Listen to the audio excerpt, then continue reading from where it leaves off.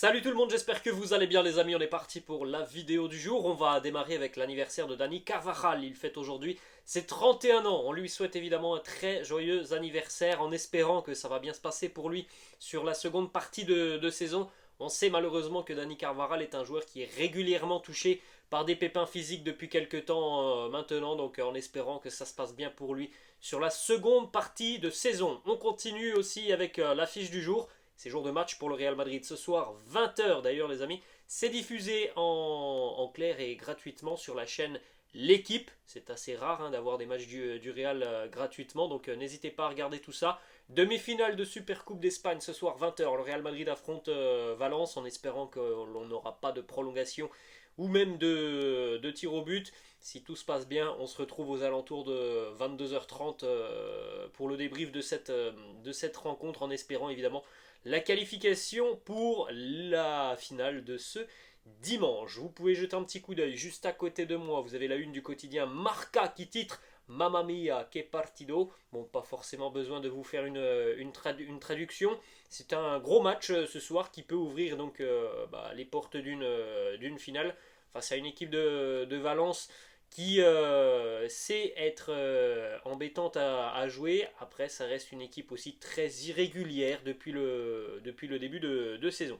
En ce qui concerne la une du quotidien AS, Supercopa Balsamica, la Supercoupe balsamique, voilà, Supercoupe, on va dire ça comme ça, mais qui apporte un petit peu de piment à ce début de saison, puisque voilà, il y a une finale. On est à 90 minutes ce soir d'une finale et à 180 minutes d'un nouveau titre pour le Real, donc c'est un match très important ce soir face au FC Valence de Gattuso. On continue les amis avec cette petite photo de l'entraînement de la veille. Vous pouvez constater d'ailleurs que les merengues s'entraînent sur les installations du club d'Al Nassr, le club qui vient d'accueillir l'ancienne légende du Real Madrid, Cristiano Ronaldo. Petite information aussi qui concerne un joueur qui visiblement a des problèmes physiques mais qui pourtant est dans le groupe. Ferland Mendy souffre d'un mollet surchargé. Pour le moment, on ne sait pas s'il pourra tenir sa place ce soir face au FC Valence. Il ne s'est pas entraîné hier. À noter que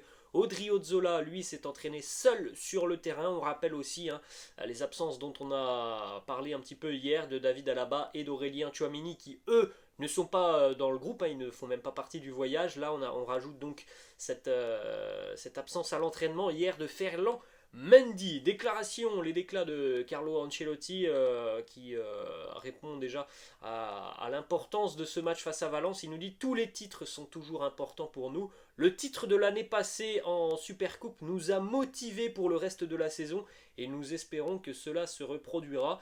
Il a totalement raison. L'année passée, début du mois de janvier, le Real avait donc éliminé le Barça et l'Athletic Bilbao pour s'emparer donc de cette super coupe d'Espagne.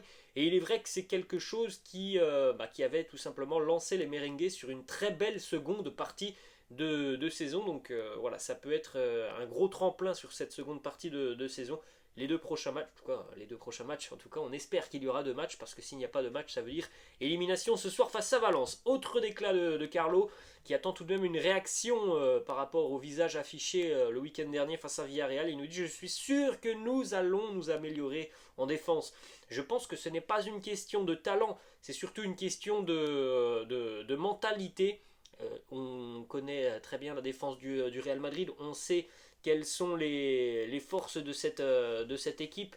On a de gros noms défensivement, mais il est vrai que sur l'association en général des quatre, on a l'impression quand même de voir de grossières erreurs dont on n'est pas forcément habitué du côté du Real Madrid. Donc il est évident qu'on attend un autre visage que celui que l'on a vu face à Villarreal et plus généralement depuis le début de saison. On voit quand même beaucoup de problèmes défensifs. Carlo interrogé aussi sur le niveau de l'équipe. Est-ce que la Coupe du Monde a peut-être un peu joué et influé sur le niveau de l'équipe en ce début d'année? Il nous dit: le niveau de l'équipe, eh bien, nous nous attendions à ne pas être au top pendant cette partie de la saison, mais les sensations sont bonnes.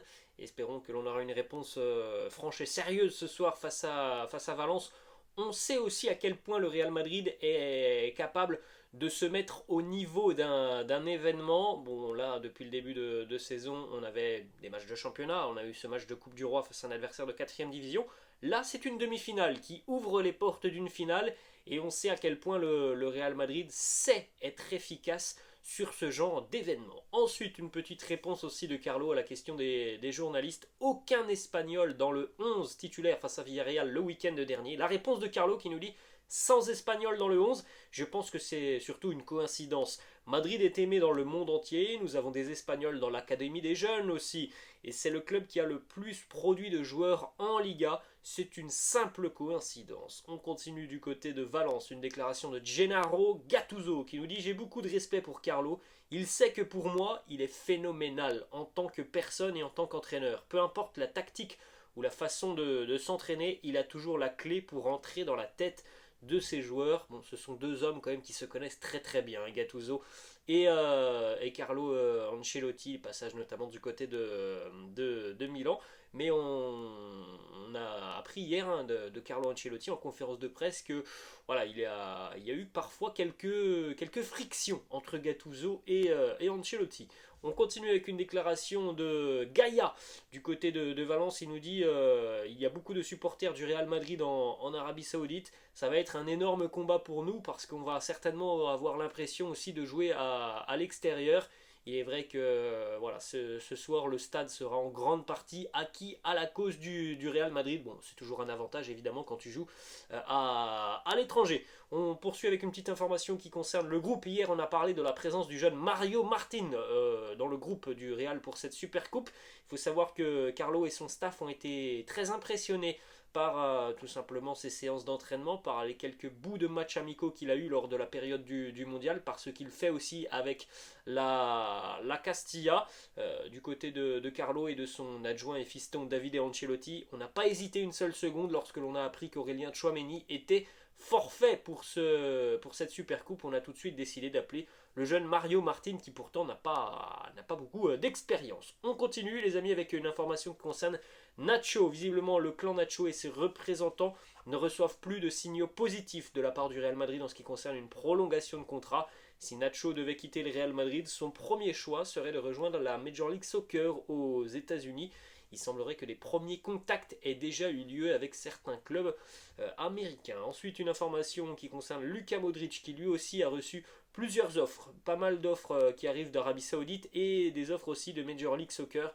Mais pour Lucas, dans sa tête, il n'y a toujours qu'une seule option, c'est de continuer au Real Madrid. Et lui, en plus de ça, se sent capable de continuer pendant quelques années. On continue aussi avec cette image captée hier lors de la séance d'entraînement. On rappelle sur les installations du club d'Al Nasr.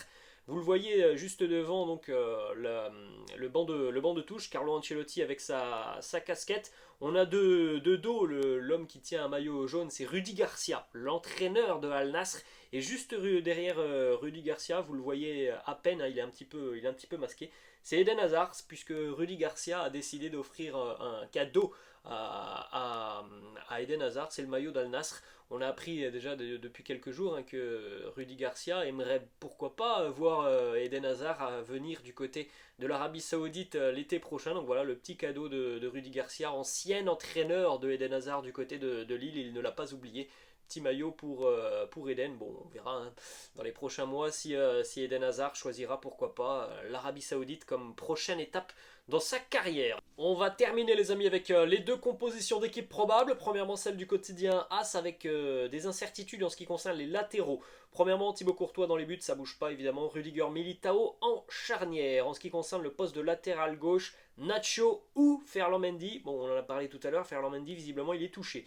Ensuite du côté droit, Carvajal ou Lucas Vazquez, milieu de terrain Modric, Kroos, Valverde en attaque, Vinicius, Benzema et Rodrigo. Et on termine avec la composition du quotidien. Marca, Courtois dans les buts, Rudiger, Militao. Marca est lui beaucoup plus affirmatif avec Nacho côté gauche, Carvajal côté droit, Modric, Kroos, Valverde, Vinicius, Benzema et Rodrigo. Donc voilà, si on a des incertitudes, c'est plutôt dans le secteur défensif. Vous pouvez jeter un petit coup d'œil aussi évidemment à la composition d'équipe du FC Valence, une équipe voilà, qui est capable du pire comme du meilleur. Le FC Valence, c'est une équipe très irrégulière depuis le début de saison.